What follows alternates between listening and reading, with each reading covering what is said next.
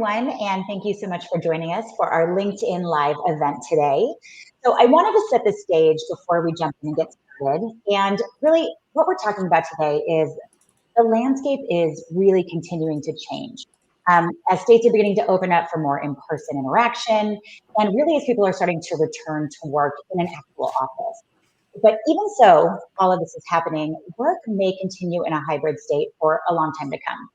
And this really depends on the particular state mandates, but also the role of the employees. So today we're going to be discussing the benefits of home enterprise for a cloud-enabled hybrid workforce. And we're also going to talk about how this really supports the unique needs of government organizations. So I'm Michelle Rowe with Insight, and I will be moderating the discussion today. Along with me, I have Mike Fusen. He is the head of sales Chrome Enterprise at Google. And I also have with me Peter Brooks, technical solutions executive at Insight. Mike, Peter, welcome. Hello, Michelle. How are you? I'm great. Good to see you again. Good to see you too. Thank you both so much for being here.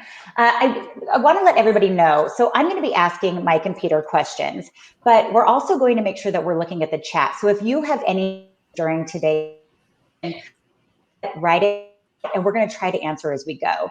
So if you see me looking over here to this side of my screen, that's where the chats are coming through. So hopefully we'll be able to get to all of those. So again, if you have questions, make sure you chat them to us and we will do our best to get to those answers.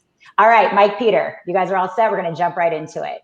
All right, so Mike, I'm actually going to start with you. So how has the unexpected shift towards that hybrid work really changed the current IT landscape for government agencies? And how are they really preparing for the future, knowing that this change is happening? Yeah, we've been stuck for home for a while, so I think everyone's ready to go to the office. I know we've definitely got some notes to return to the office sooner than later. Cloud migration is just continuing to happen. It's been a priority for government agencies, irrelevant where they are on that digital transformation journey. They really want to provide better employee experience, but also community experience. I think we all can agree the future of work kind of came a little bit earlier than we thought, being COVID as a catalyst. Everyone really wants to be able to push towards the cloud as fast as they can. And we saw governmental workers that were actually forced to work from home, actually leaving IT in a really bad place. They were scrambling to be able to manage employees remotely, but also agencies had to quickly deploy remote working models when they weren't ready for it. And I think now more than ever, they need to prepare for that hybrid workforce. If you've not heard of the term RTO, we talk about it a lot at Google, or return to the office.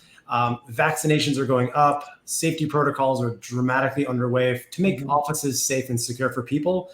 There's been a really slow return for select workforces overall in offices throughout the year, but we're going to see more of it. We're going to see more of a hybrid model, probably one of three ways. One, that companies are saying, you know what, everyone's going to go back to the office. Number one. Probably number two, you know what, we're not ready to bring everybody back. And then number three, that hybrid model, which is really important, maybe 2 days on site, a couple days at home, things like that. But I think there's a lot of key successes around having a really good hybrid work model. You really need to make sure that solution is flexible. It has to be secure. It has to be cost effective, because I think more now than ever, departmental employees need to work from the office or the home, but also it should be really easy to be able to get access to information, the tools, the apps, the data, that they are irrelevant of where they are, because they need to maximize productivity and collaboration. I think we're all looking for that collaboration with our peers, to be able to, elbow bump, fist bump, whatever it may be, in that office and get that nice social interaction. But then also with a lot of these solutions, they need to be simple. They need to be easy to manage. They need to be able to manage a multitude of devices in a single location, but also making sure IT is not at the burden of having to do these things, enabling it that the technological investment is being put in the right place. Perfect. It's so funny, as you're talking, I'm thinking, I live all of those things each day, right? And it's something that all of us are feeling right now, that need for all of that to really work together to make that hybrid environment successful. Peter, over to you. Is there anything you want to add to that? I'll just say that, as we've seen this shift to hybrid workforce and new ways to work at home, we have seen a great increase in the need for our services when we talk about modern management of devices and software, right? Like helping IT help the users, as well as the need for cloud-based collaboration tools. A lot of our customers, our clients, had maybe primarily on-site tools or VPNs that weren't up to snuff. So we've had to deal with that. And finally, enhancing that security around the identity and the data, being that now that identity or data might be off-site more often than it is on-site. So what we've had to do is sharpen our skills here at Insight around these solutions, as well as come up with and add some new offerings and solutions to our portfolio. All right, fantastic. So Mike, back over to you. Could you highlight a few challenges that government agencies are really facing during this time? Yeah, I think some of the challenges have always been there. So some of these challenges aren't new for government agencies. I think it's just IT organizations in general. So some of the main challenges we're seeing, and I'll probably list through 5 pretty quickly. Device deployment issues, change management, budgets, which we all know is always going to be there. Vendor contracts, and last but not least, kind of security threat landscape. Let me dig a little bit deeper into some of these. So when we look at device deployment, it often is slow and laborious. It's actually really difficult to deploy devices in a truly remote world. We're so used to people going into an office, having an IT person that may have their own office, or you might go there if you have an issue with something. But with this hybrid workforce, it's actually distancing IT from the people, and that's becoming a challenge. It's really hard to get devices in the hands of people to be able to manage them anywhere. Now, when we do give those devices, it's called change management. Change management is always going to be a problem. Employees have expectations. I have expectations of my devices, how people are working with them. People are getting overwhelmed because we're changing technology so rampantly, and they can't or don't have the ability to learn about this new technology quick enough. And then imagine going from remote back to the office. And that means balancing family, travel, other personal commitments that we've kind of had to deal with for the last year and a half, so to speak. Those aren't going away. But then budgets. So budgets specifically, as we all know, budgets are always fairly tight in organizations, as well as we've seen budget cuts, but also a deprioritization towards IT, because some of that budget is actually going towards mission critical things, rightfully so, in these very challenging times. But then also with budgets, we've got limited resources that are actually causing IT to look at technology to make sure it has a really, really great ROI. But also, if you look at it, many organizations are unfortunately stuck kind of in this vendor contract world. And that's actually providing for outdated technology. When you've got a contract, sometimes you've got to focus on those things that are on that contract, and you might not be able to update that as fast or as quickly as you want to, because things are happening quickly. And especially in an increased hybrid workforce, which is the primary focus, it's having a less effective means with the tools they already have to manage and maintain kind of that modern standard. But also with the devices and the applications, most of them aren't built cloud first because that wasn't the approach. But that's actually causing for issues with collaboration, but also productivity. Us being able to communicate with each other when we're remote. Heaven forbid, you got to take someone to school or drop them off and there's a problem with your family, things like that. We want to make sure those disruptions are minimized, but also we want to make sure the user experience is the best. And then last but not least, when people are moving to a home office or a hybrid model, we've actually opened up a new threat landscape. And what I mean by that is security instances are now more than ever more prevalent out there. Security breaches, information leaks, and then malware attacks. People are on their home Wi-Fi's, things like that. We're taking the devices that used to be in the office and actually bringing them home. So we're seeing a lot of common causes of security breaches. Some of the few that we're seeing right out of the gate, believe it or not, unfortunately, it's human error. Human error, people clicking on the wrong things, doing the wrong things with that data or the information, and actually providing for confidential data breaches. We're seeing specific targeted malware attacks and then also phishing attacks, which I think is really critical. But the last thing, shockingly enough, it's lost devices or stolen devices. We go to that coffee shop, we try to do some work, we may leave it on the bench next to us, things like that. So we need to stay very ever diligent on some of these things to make sure when we're giving people devices in that hybrid workforce, they're using it and doing the best for us.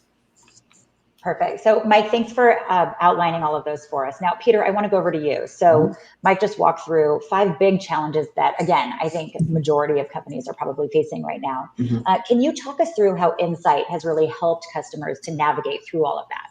Sure. So, we've had to take a lot of our existing services as well as combine them or modify them with some new service offerings that we have around all of these areas. We're a super solutions integrator. We have engineers and all kinds of disciplines that can help with this. But a lot of times, as Mike mentioned, the need for IT increases as everyone's at home. Like, it might be useful for some of our clients to turn some of these services into managed services, right? So we can assist from a management perspective. But another example that we have here is we have a very large integration center. And we've always been able to prepare shipments and send them out to our clients' locations, but we also now have the ability to basically ship not only a device, but maybe a whole kit of equipment to an end user directly and perform that action as a lifecycle service, right? So we can handle it from the inception of the device, deploying new devices using solutions such as the Google White Glove and the Zero Touch solution, pairing that up with additional peripherals you might need, say like a camera, a microphone, and a headset so the user can collaborate. But as well as what happens to that device when it's out in the field, right? When the user might have a problem. Well, we can assist with that as well. Being able to advance exchange or cross-ship equipment when it's necessary, things that your typical IT department isn't set up for from a logistical standpoint. We've also then created enablement programs around Chrome and other technologies so that we can come in, review your environment, figure out where the pain points are going to be for your hybrid solution, help you present then a roadmap to success with Chrome, as well as maybe finding some other areas of security or around security and phishing and actually training end users that might be necessary for your environment or would be beneficial. All right, perfect. So Mike, I want to go back to you based on what Peter was just talking about. So how does using Chrome OS actually benefit government agencies for really supporting this hybrid work that we're talking about? Yeah, it's a really great question, because I think in its core, Chrome OS was built in the cloud. Like, it's focused on being able to give access to information, but also being secure by design, which can help to support those agencies as they migrate to hybrid workforces, ultimately to be productive, but allowing IT to manage devices anywhere. You should be able to work no matter where you want, but also making sure we're keeping the security and integrity of the organization. So some of the key, kind of principles or guiding foundationals of Chrome Enterprise or Chrome OS is really to focus on, speed of deployment and management, building in those security features into the device, into the hardware, administrative panel, the ROI, but then also making sure the applications are going to be good for everybody, even if it's a legacy kind of based application. I think most organizations now are really struggling to be able to identify, who is able, to work from home, who's able to work from the office, who needs a desk, things like that. So we want to be able to, help organizations. And I think one great thing, you can utilize actually the Chrome OS readiness tool. And it's actually, through our partner Insight, to identify, which devices and employees you can actually switch to be more cloud first with Chrome OS, which I think this also allows IT inherently to, remotely manage and deploy those devices. So, Peter brought up a good point, zero touch enrollment. So think of, kind of the handset model of Android and things like that, where you don't need to be next to that device. You don't have to bench that device. You don't have to image that device. Those are critical things, but still remotely managing those devices when it gets shipped to an individual, it's ready to go. And setting cloud-based policies, hundreds of policies, control updates, all these great bells and whistles that are out there, but doing it via a browser or via URL in the Google Administrative Council, specifically speaking. Most individuals in this world have a cloud-based profile. So the profile is following you, and it shouldn't make a difference which device you're actually using. That cloud-based profile will proliferate with you. As you move, it moves with you. But I think in governmental agencies, some of the real critical modes or features that we're seeing, as an example, and I'll talk about a couple examples in a little bit, but I think it's managed guest session. And what I mean by that is it can allow multiple users, employees, citizens, inmates, whomever it may be, to use one device without signing out, but also making sure that device is safe and secure. But I think it's really, really important. We don't need a massive overhaul. IT can also deploy Chrome OS on existing computers in that agency that already are being utilized, potentially Windows or Mac OS with a company we actually just recently acquired. Used to be called Neverwhere, now it's Cloud Ready. So amazing opportunities for organizations to be able to do some of the things with the existing infrastructure they have. But when I touch on security, I think security is a really big, important aspect to Chrome OS because we are focused on being secure by design to protect from external threats. As I mentioned before, that's one of the biggest challenges that organizations are just adding layers of software on top of software. We want to make sure that security patches and updates are done automatically in the background. But as I mentioned before, users don't want to wait. They don't want to wait for things to boot up. They don't want to have things installed. They want things to work now, to be ready, to be able to use those devices. And boot time, we all have seen it. What happens if our device goes down or has a problem with that? That's a big thing. But I think also with Chrome OS, we're really focusing on a low on-device data footprint. What I mean by that is making sure you're having minimal data on there, because then we're talking about those threat landscapes that people are really trying to infiltrate. And we don't want to be able to give anybody any opportunity to do things. But going back to that cloud-based profile, it's going to allow for people to be able to limit the threats of ransomware and a lot of the physical assets that are actually going to be encrypted by design, which I think is really, really critical. And we have to really focus on having all investments in technology to be smart. And what I mean by that is we have to have cost savings, because ultimately it's going to be about dollars and cents. So Chromebooks, Chrome OS, any device that's out there can truly provide significant cost savings, and I think truly economic benefit. And what I mean by that is agencies on average can save $482 per device per year in reduced deployment, upgrade, and training costs. And a lot of people, when I say those numbers to them, they're kind of surprised. But when you imagine it and look through some of the information on it, you're reducing your employee downtime, people waiting to log on, productivity, updates, things like that are done in the background. You're avoiding a lot of those software costs in regards to security and the cost avoidance from those. And then also you're focusing on reducing hardware and software costs for each individual user.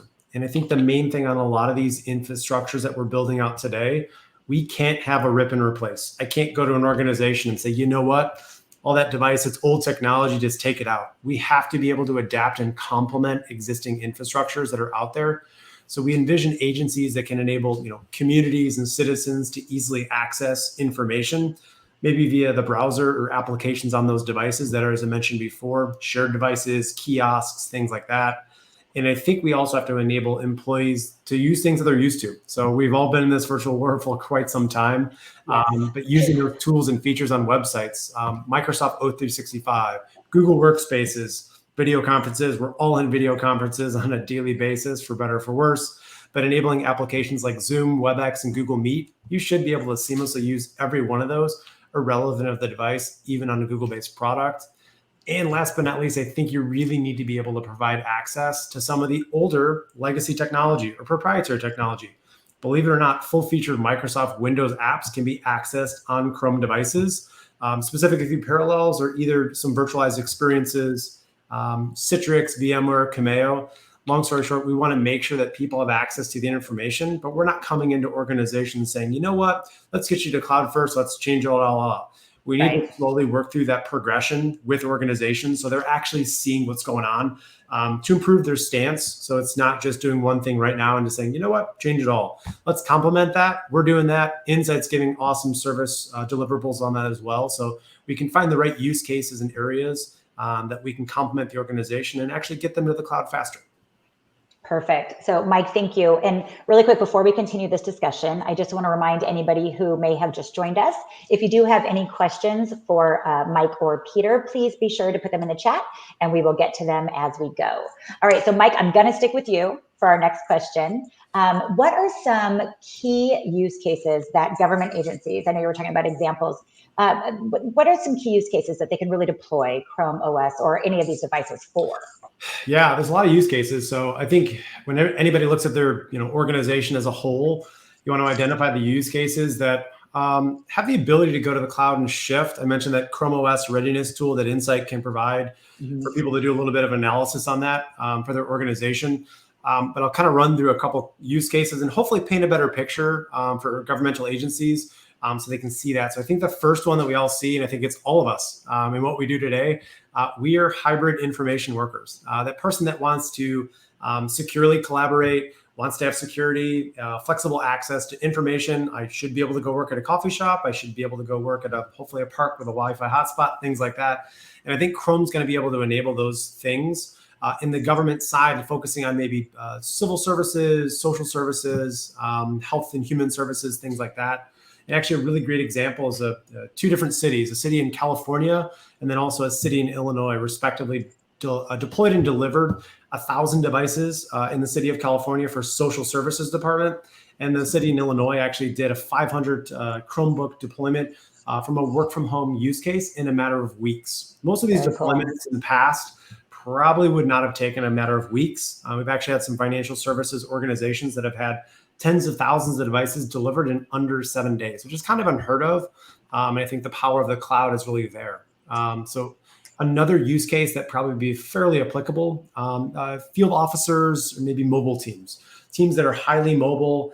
They want longer battery life on devices. They want durable design. They may want LTE to be able to go kind of in areas that may not have Wi-Fi or hotspots or things like that.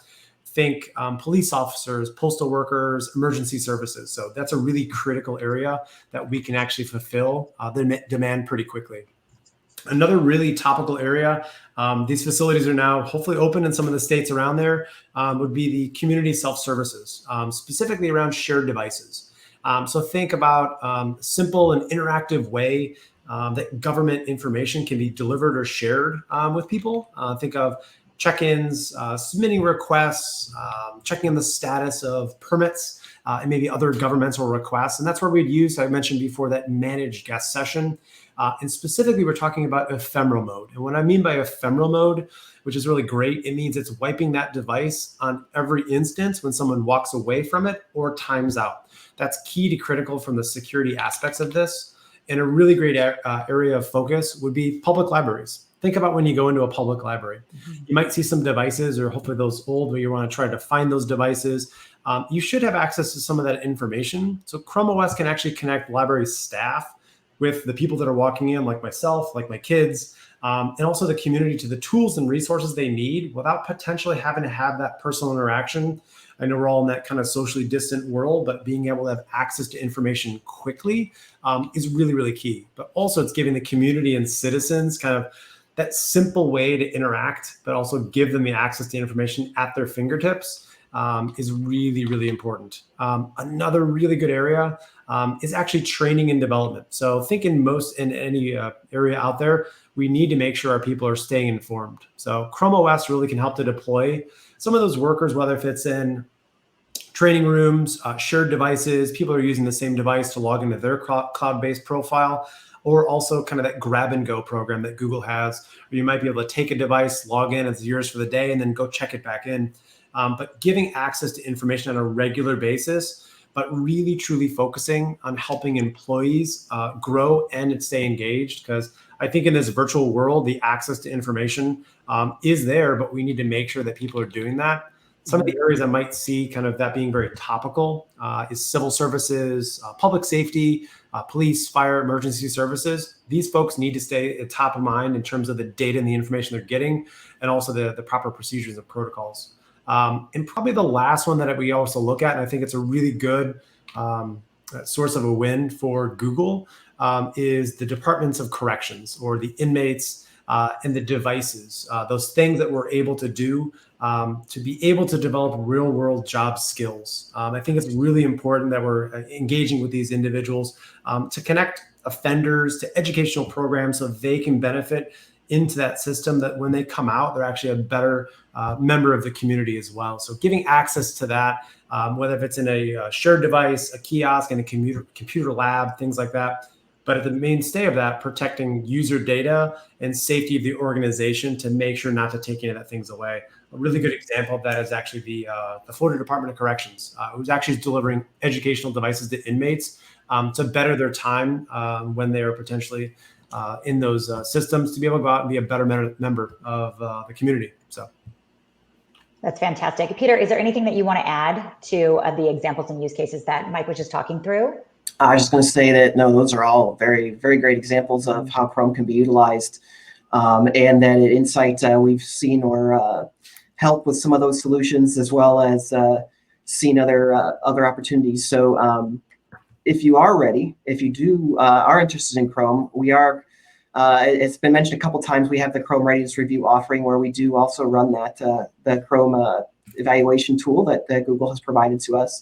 And what we're able to do right now is actually provide that readiness review to the government agencies for $750, which is a very good value over what the typical cost is. So, and what we'll do is we'll discuss some of these use cases with your organization, figure out workflows and potential for utilizing the Chrome OS in your environment, as well as, like I mentioned earlier, providing that roadmap for success and giving you an idea of this is really where you should go, and it'd be helpful for that.